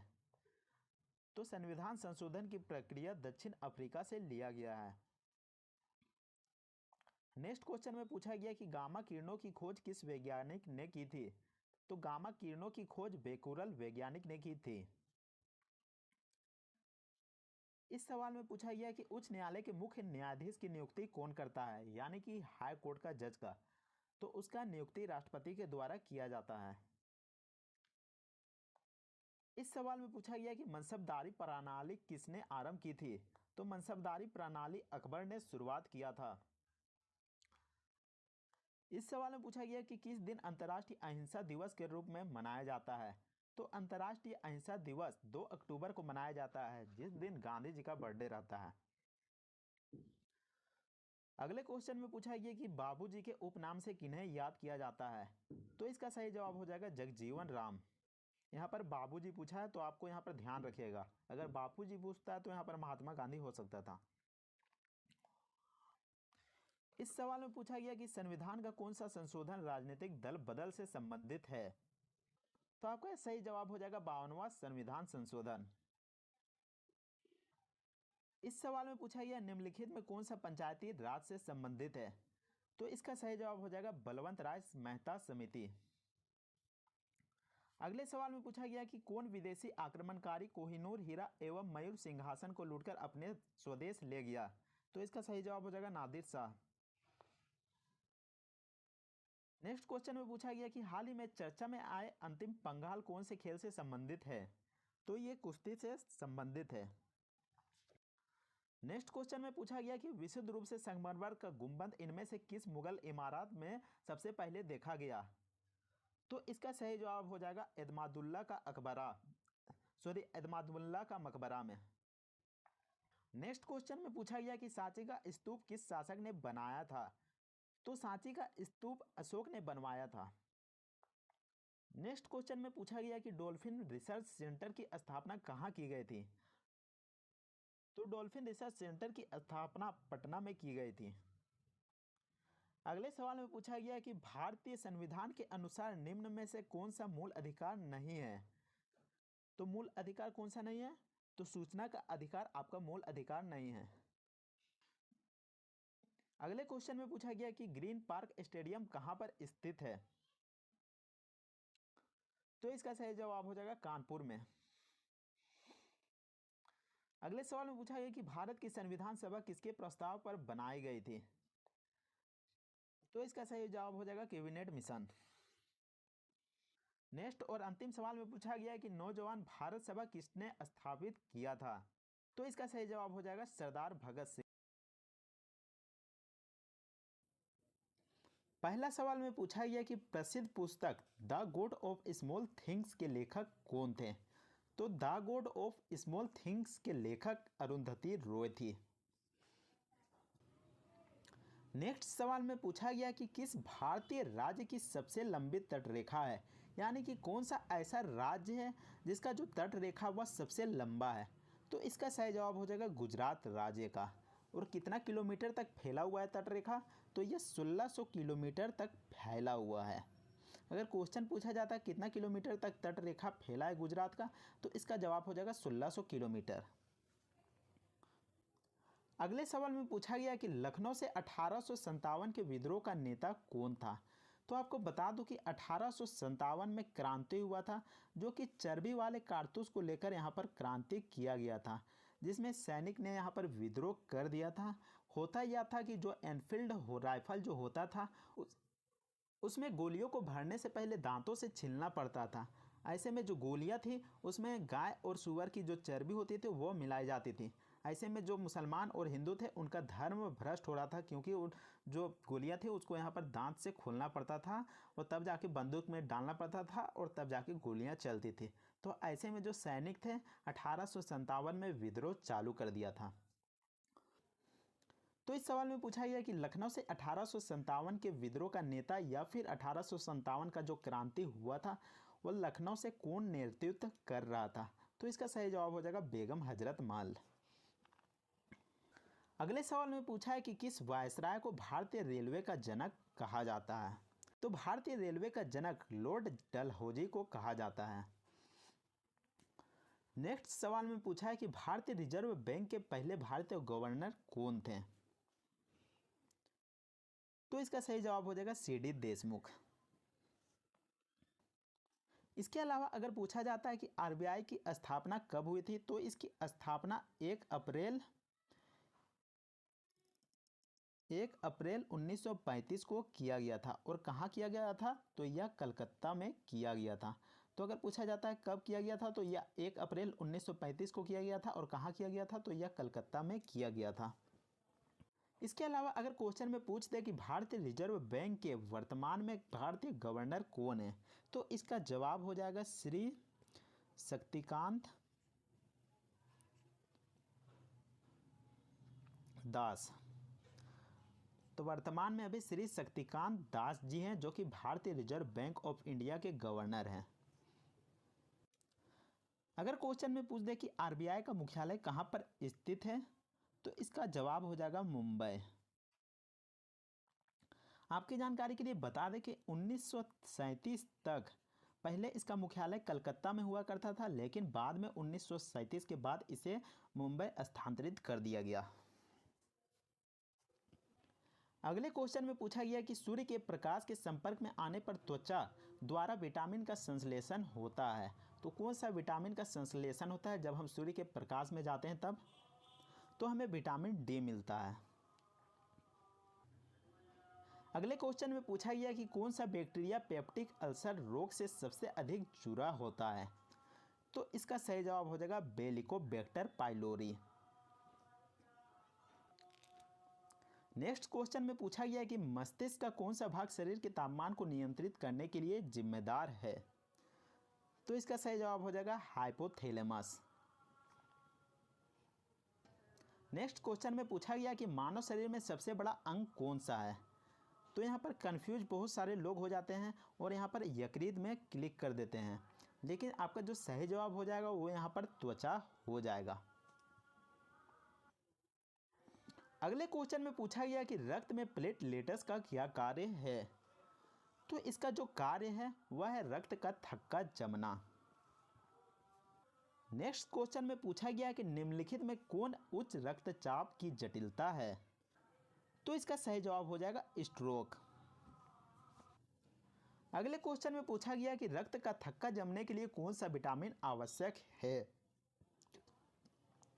तो रक्त का थक्का जमने के लिए विटामिन के का होना बहुत ही ज़्यादा जरूरी है। अगले क्वेश्चन में पूछा गया कि कौन सा हार्मोन रक्त में कैल्शियम की मात्रा को नियंत्रित करता है। तो रक्त में कैल्शियम की मात्रा को नियंत्रित करने का काम पैराथायरॉयड हार्मोन करता है। अगले क्वेश्चन में पूछा गया कि एक वयस्क के लिए समान श्वसन दर क्या है। तो एक वयस्क व्यक्ति के लिए समान श्वसन दर प्रति मिनट 12 से 20 सांसें हैं। नेक्स्ट क्वेश्चन में पूछा गया कि तपेदिक यानी कि ट्यूबरकुलोसिस की रोकथाम के लिए निम्नलिखित में से कौन सा टीका लगाया जाता है। तो इसका सही जवाब हो जाएगा BCG। अगले क्वेश्चन में पूछा गया है कि COPD जिसका फुल फॉर्म होता है क्रोनिक ऑब्स्ट्रक्टिव पल्मोनरी डिजीज, तो इसका जो प्राथमिक कारण क्या है। तो इसका सही जवाब हो जाएगा धूम्रपान। नेक्स्ट क्वेश्चन में पूछा गया कि भारत में सबसे कम जनसंख्या वाला राज्य कौन सा है। तो सिक्किम राज्य ऐसा राज्य है जहां पर सबसे ज़्यादा कम जनसंख्या पाया जाता है। अगले क्वेश्चन में पूछा गया कि भारत का राष्ट्रगान जन गण मन मूल रूप से किस भाषा में लिखा गया था। तो यह बांग्ला भाषा में लिखा गया था। इसके अलावा किसने लिखा था। तो रविंद्रनाथ टैगोर ने लिखा था। इस क्वेश्चन में पूछा गया है बुद्ध ने अपना प्रथम संदेश कहाँ पर दिया था। तो यहाँ पर धर्म संदेश पूछा गया है, यानी कि उपदेश पूछा गया है। तो बुद्ध ने अपना प्रथम उपदेश सारनाथ में दिया था। बौद्ध ग्रंथों में इसे धर्म चक्र प्रवर्तन कहा जाता है। तो धर्म चक्र प्रवर्तन का मतलब होता है उपदेश देना। उन्होंने यह उपदेश पाली भाषा में दिया था। तो अक्सर पूछा जाता है कि यह उपदेश किस भाषा में दिया गया था। तो यह पाली भाषा में दिया गया था। आपको बता दूं कि बौद्ध धर्म जो भी अपना उपदेश देते थे अधिकतर पाली ही भाषा में देते थे, क्योंकि पाली भाषा वहाँ के लोग आसानी से समझ सकते थे। सारनाथ का प्राचीन नाम ऋषिपत्तनम है। अगर पूछा जाता है कि सारनाथ का प्राचीन नाम क्या है, तो ऋषिपत्तनम है। इसके अलावा गौतम बुद्ध का बचपन का नाम भी पूछा जाता है, तो उसका बचपन का नाम सिद्धार्थ था। इस सवाल में पूछा है किस आर्टिकल में ग्राम पंचायत के बारे में बताया गया है। तो अनुच्छेद 40 में बताया गया है कि ग्राम पंचायत होगा और उन्हें सुचारू रूप से कार्य करने के लिए विशेष अधिकार और शक्तियां दी जाएगी, जिससे कि गांव का विकास किया जा सके। तो सबसे पहले बात कर लेते हैं अंतर्राष्ट्रीय परमाणु एजेंसी का मुख्यालय कहाँ पर स्थित है। तो आपको बता दूं कि अंतर्राष्ट्रीय परमाणु ऊर्जा एजेंसी एक स्वतंत्र संस्था है जो कि किसी पर डिपेंड नहीं करती, वह खुद में यहाँ पर निर्णय ले सकती है, जिसका मुख्य उद्देश्य दुनिया में परमाणु ऊर्जा का शांतिपूर्वक इस्तेमाल करना है। जो परमाणु ऊर्जा होता है उसको शांतिपूर्वक ढंग से इस्तेमाल करने के लिए देखरेख के लिए बनाया गया है कि कौन सा देश यहाँ पर शांतिपूर्वक से इसका इस्तेमाल कर रहा है कि नहीं। इसके अलावा सैन्य इस्तेमालों को रोकने की कोशिश भी किया जाता है, क्योंकि अगर यह एजेंसी नहीं बनाया जाता तो कोई भी देश कभी भी परमाणु मिसाइल्स या फिर बम कहीं भी गिरा देता, और जिससे कि बहुत ही ज़्यादा नुकसान हो जाता। जैसा कि 6 अगस्त 1945 को अमेरिका ने जापान के हिरोशिमा और नागासाकी में बम गिरा दिया था, जिससे कि जापान का हालत काफ़ी बेहद ख़राब हो गया था। वहाँ की स्थिति आज भी यहाँ पर ख़राब है। तो इन्हीं कारण से जो अंतर्राष्ट्रीय परमाणु एजेंसी को बनाया गया है, इसकी स्थापना की बात की जाए तो इसकी स्थापना 29 जुलाई 1957 की हुई थी और इसका मुख्यालय ऑस्ट्रिया के वियना शहर में है। तो यहाँ पर पूछा गया था अंतर्राष्ट्रीय परमाणु एजेंसी का मुख्यालय कहाँ है, तो यह ऑस्ट्रिया के वियना शहर में है। इस सवाल में पूछा गया कि भारत में ब्रॉड गेज में पटरियों के बीच की दूरी कितनी होती है। तो गेज का मतलब होता है जो पटरियों की जो लाइन होती है जो आमने सामने बिछाई जाती है। मान लीजिए कि यहाँ पर दो पटरियों की लाइन है, उसकी बीच की दूरी जो यहाँ पर जो ये दूरी है उसी को यहाँ पर गेज कहा जाता है। तो आपको बता दूं कि भारत में मुख्यतः 3 प्रकार के रेलवे ट्रैक गेज बनाए जाते हैं, जो कि ब्रॉड गेज है और मीटर गेज है और नैरो गेज है। तो ये 3 प्रकार की गेज भारत में मुख्यतः बनाई जाती है और इसकी लंबाई कितनी कितनी होती है ये भी बता देता हूँ। तो आपको बता दें कि भारत में अधिकतर ट्रेन की पटरियां ब्रॉड गेज में बिछाई जाती है और ब्रॉड गेज में दो पटरियों की दूरी 1676 mm होता है, जो कि 5 फीट 6 इंच होता है। तो आपका जो सवाल पूछा गया था भारत में ब्रॉड गेज में पटरियों के बीच की कितनी दूरी होती है, तो 1676 मिलीलीटर होता है। इसके अलावा मीटर गेज को भी देख लीजिए। तो मीटर गेज में दो पटरियों के बीच की दूरी 1000 मिलीमीटर होता है और 1000 मिलीमीटर में 3 फीट 8 इंच होता है। अब नैरो गेज को देख लीजिए। नैरो गेज में दो पटरियों के बीच की दूरी 762 मिलीमीटर होता है या फिर 610 मिलीमीटर भी हो सकता है। तो नैरो गेज होता है यहाँ पर दो यहाँ पर माप में बिछाया जाता है, 762 मिलीमीटर और 610 मिलीमीटर। और आपकी जानकारी के लिए बता दें कि नैरो गेज की पटरियां वहां बिछाई जाती हैं जहां पर ब्रॉड गेज और मीटर गेज जैसी लंबी यहां पर पटरियां नहीं बिछाई जा सकती। इस सवाल में पूछा गया कि इंडियन ऑयल कॉरपोरेशन की स्थापना किस वर्ष की गई थी। तो इंडियन ऑयल कॉरपोरेशन की स्थापना 30 जून 1959 में की गई थी। तो कब की गई थी? 1959 में। इसकी स्थापना भारत सरकार द्वारा की गई थी और भारत सरकार के पेट्रोलियम और प्राकृतिक गैस मंत्रालय के द्वारा किया गया था। इस सवाल में पूछा गया कि निम्न में से कौन सा आर्टिकल समान नागरिक संहिता से संबंधित है। तो आपको बता दूं कि समान नागरिक संहिता, जिसे यूसीसी के नाम से भी जाना जाता है, इंग्लिश में इसे यूनिफॉर्म सिविल कोड कहा जाता है, जिसके तहत कहा गया है कि सभी नागरिकों, भारत में जितने भी नागरिक रह रहे हैं, उनके शादी या फिर तलाक, जो डिवोर्स लेते हैं या फिर कोई बच्चा को गोद ले लेता है या फिर उत्तराधिकार जो वंशज होता है या फिर जो ज़मीन विरासत होता है, यानी कि जब कोई बाप अपना बेटे के नाम पर लिख देता है तो वो विरासत होता है।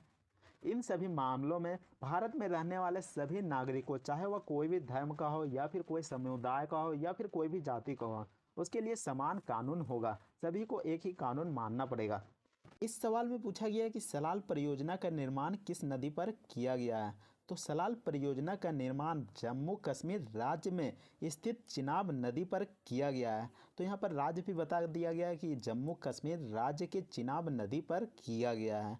और आपको बता दूं कि सलाल परियोजना जल विद्युत परियोजना है, यानी कि पानी की मदद से यहाँ पर विद्युत बनाया जाता है, करंट बनाया जाता है।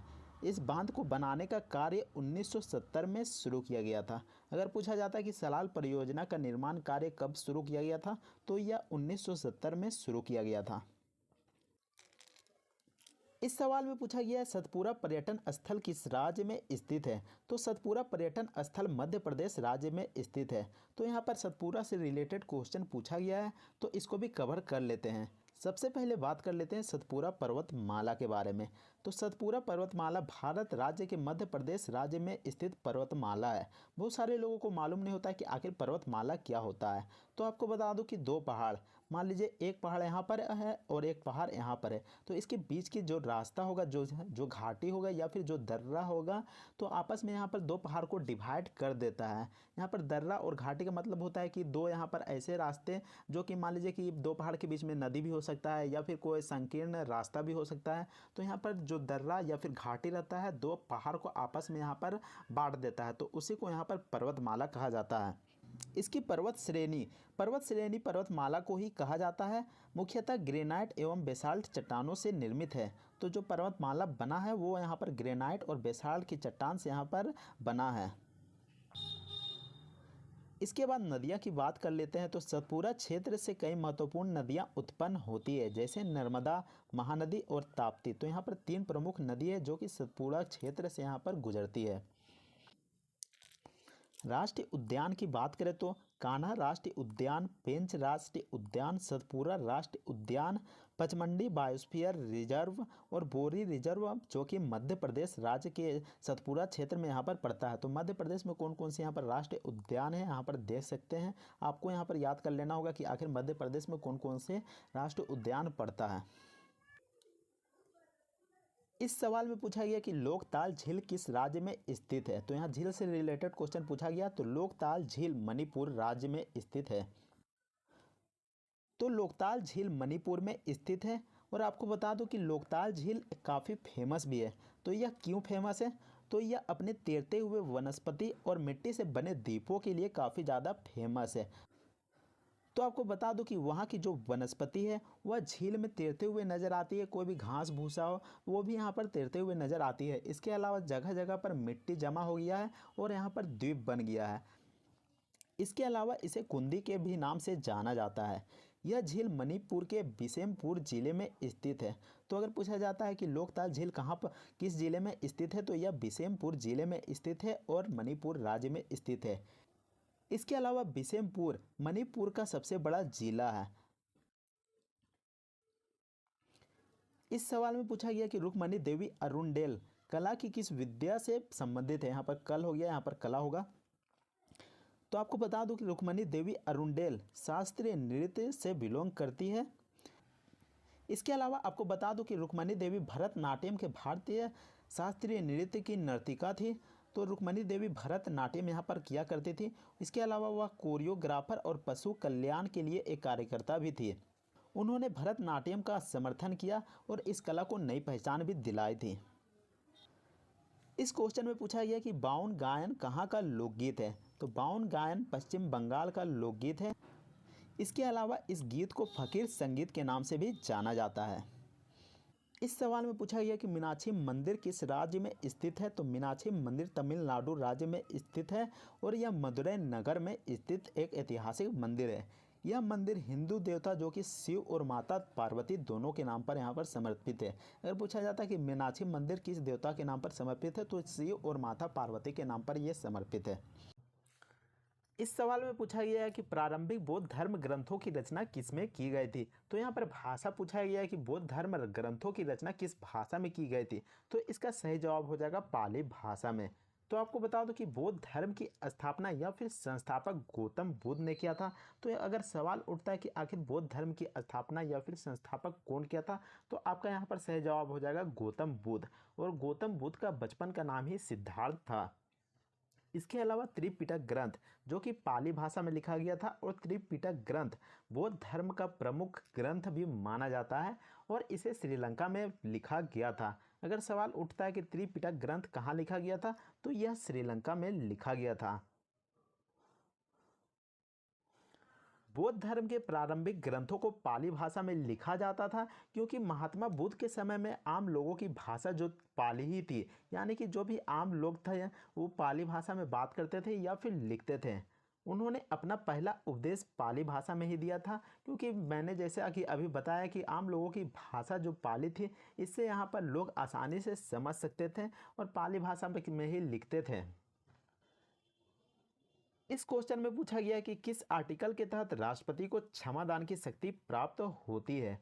तो राष्ट्रपति को किस आर्टिकल के तहत यहाँ पर क्षमादान की शक्ति होती है। तो यहाँ पर राष्ट्रपति को क्षमादान का मतलब यहाँ पर होता है कि मान लीजिए कि किसी कोर्ट, चाहे वह सिविल कोर्ट हो या फिर हाई कोर्ट हो या फिर सुप्रीम कोर्ट, कोई भी व्यक्ति को दोषी ठहरा दिया जाता है, मान लीजिए कोई व्यक्ति जुर्म करता है और यहाँ पर कोर्ट दोषी ठहरा देता है, तो राष्ट्रपति उस व्यक्ति को क्षमा दे सकता है। तो यहाँ पर किस आर्टिकल के तहत यहाँ पर राष्ट्रपति क्षमा दे सकता है? तो अनुच्छेद 72 के तहत वह दोषी व्यक्ति को राष्ट्रपति के द्वारा क्षमा किया जा सकता है। तो जैसा कि देख सकते हैं, संविधान के अनुच्छेद 72 के तहत राष्ट्रपति के पास अपराध के लिए दोषी ठहराए गए किसी भी व्यक्ति को की सजा को माफ करने या फिर राहत देने या फिर छूट देने या फिर कम करने की शक्ति होती है। तो यहाँ पर मान लीजिए कि किसी व्यक्ति को मृत्यु दंड मिला, तो राष्ट्रपति चाहेगा तो उसे यहाँ पर पूर्ण रूप से माफ कर देगा। या फिर मान लीजिए किसी व्यक्ति को 10 साल की सज़ा मिलती है, तो राष्ट्रपति चाहेगा तो उसे यहाँ पर सज़ा में कम कर सकता है, यानी कि 10 साल की सज़ा को 5 साल भी कर सकता है, 2 साल भी कर सकता है, या फिर पूर्ण रूप से उसे मुक्त भी कर सकता है। राष्ट्रपति सरकार से स्वतंत्र होकर क्षमादान की शक्ति का प्रयोग नहीं कर सकता। मान लीजिए कि राष्ट्रपति अगर चाहेगा तो सरकार से बिना परमिशन लिए किसी भी व्यक्ति को क्षमा नहीं कर देगा, अपना वह मनमर्जी से नहीं काम करेगा कि चलिए उस दोषी व्यक्ति को यहाँ क्षमा कर देते हैं। इसके लिए राष्ट्रपति को गृह मंत्रालय से सलाह लेनी पड़ती है और तब जाकर डिसाइड किया जाता है कि आखिर उस दोषी व्यक्ति को छोड़ना है या फिर उसकी सज़ा में कम करना है, या फिर उस व्यक्ति को पूर्ण रूप से क्षमा करना है, या फिर क्या करना है या फिर नहीं करना है। तो गृह मंत्रालय और राष्ट्रपति आपस में यहाँ पर चर्चा करती है, तब जाकर यहाँ पर डिसाइड करती है कि किस व्यक्ति को क्षमादान देना है या फिर नहीं। अब आपको बता दूं कि इस क्षमादान को 5 भागों में बांटा गया है। पहला नंबर में आता है क्षमा।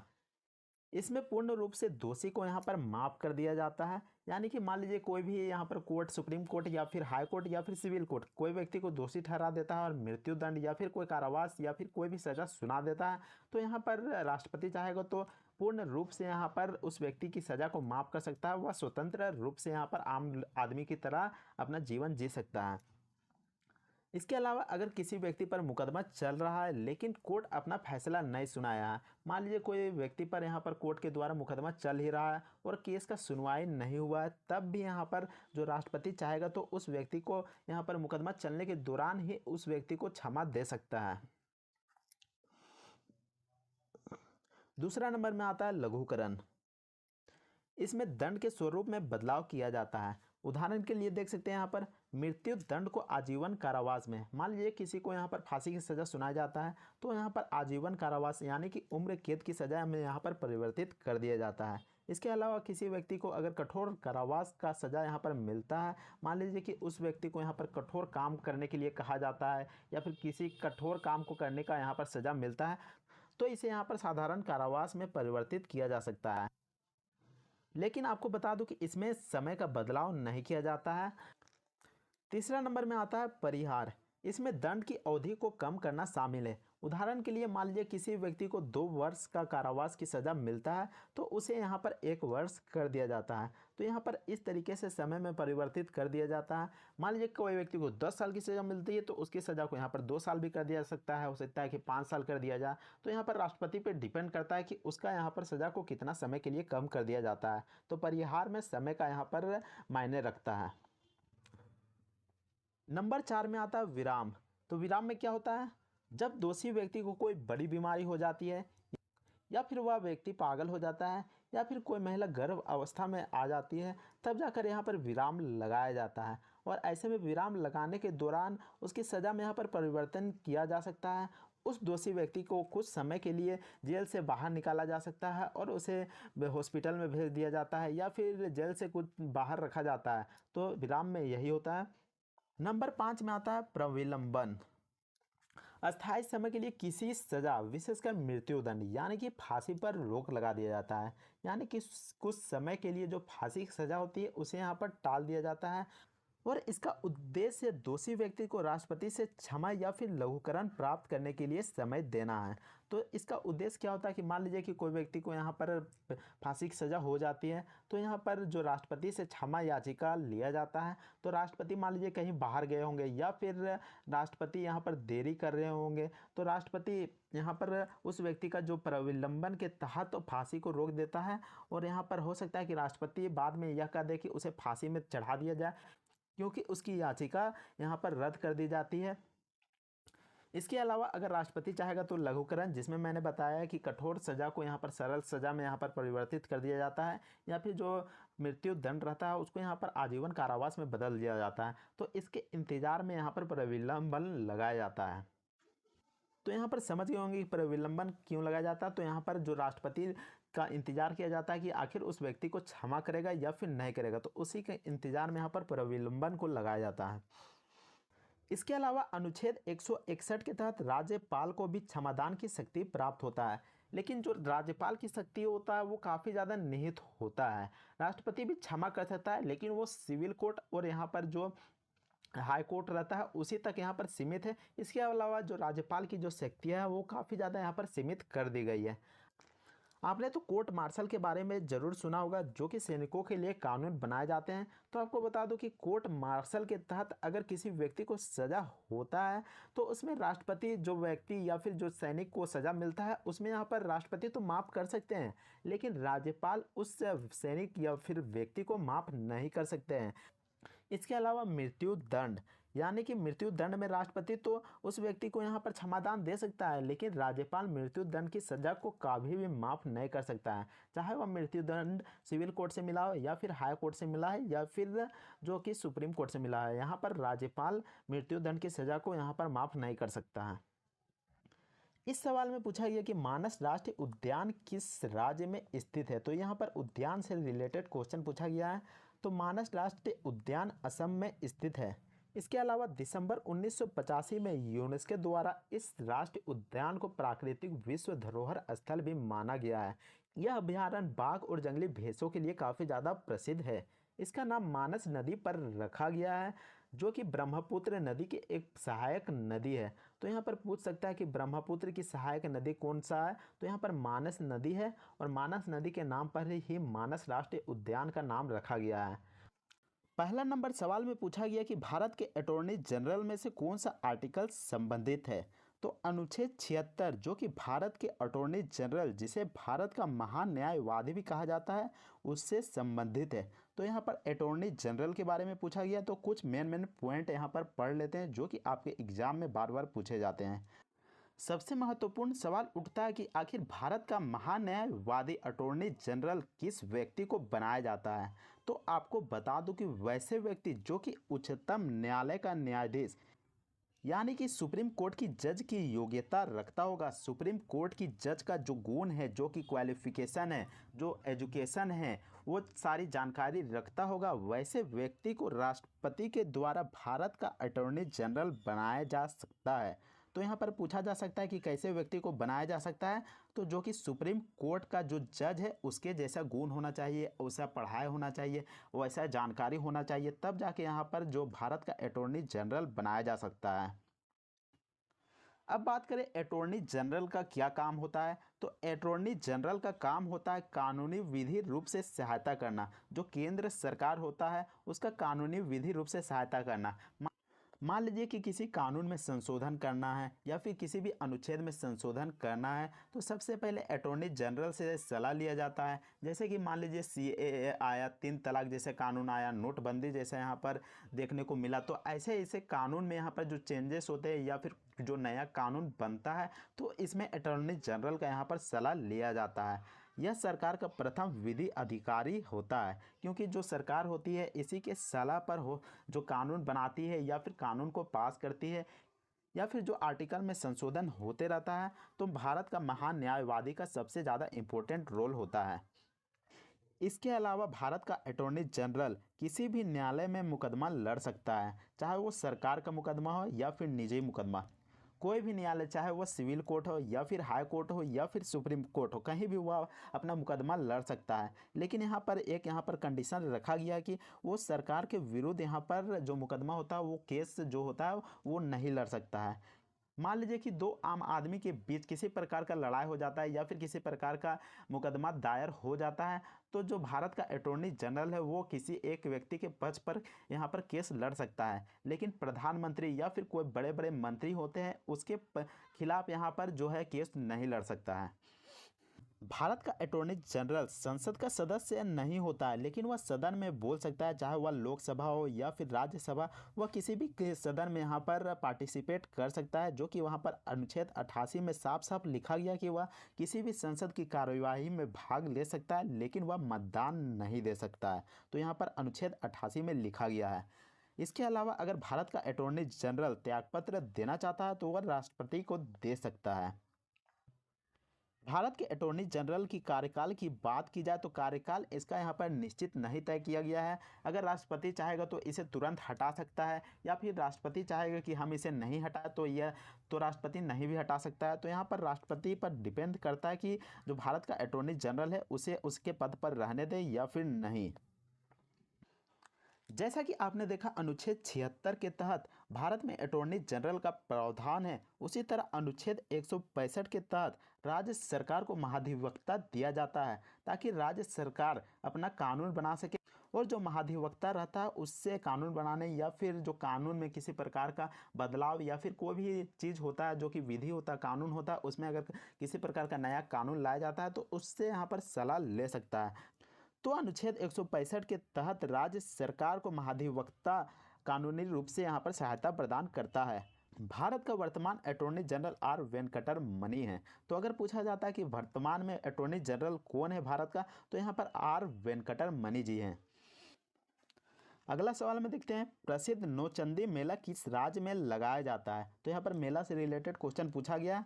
तो यहाँ पर जो नौचंदी मेला लगाया जाता है वो उत्तर प्रदेश में लगाया जाता है, और यह मेला उत्तर प्रदेश राज्य के मेरठ शहर में प्रतिवर्ष लगता है, और यह मेला मेरठ की शान भी है।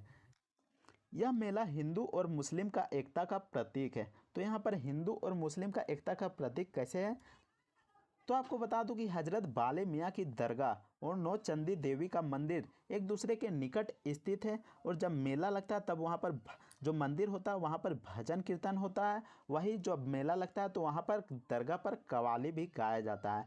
मेले के दौरान मंदिरों की घंटियाँ भी सुनाई देती हैं और मस्जिदों से अजान की आवाज़ भी सुनाई देती है। तो ऐसे में मेला यहाँ पर लगता है, तो यहाँ पर हिंदू और मुसलमान दोनों ही अपना यहाँ पर इम्पोर्टेंट रोल अदा करते हैं। तो ऐसे में कह सकते हैं कि यह मेला हिंदू मुस्लिम एकता का प्रतीक है। नौचंदी मेला प्रत्येक वर्ष नौचंदी मैदान में लगता है। तो यह मेला मैदान में लगाया जाता है, और इसकी खासियत यह है कि यह मेला केवल रात में लगाया जाता है और दिन में इस मैदान को बिल्कुल खाली कर दिया जाता है।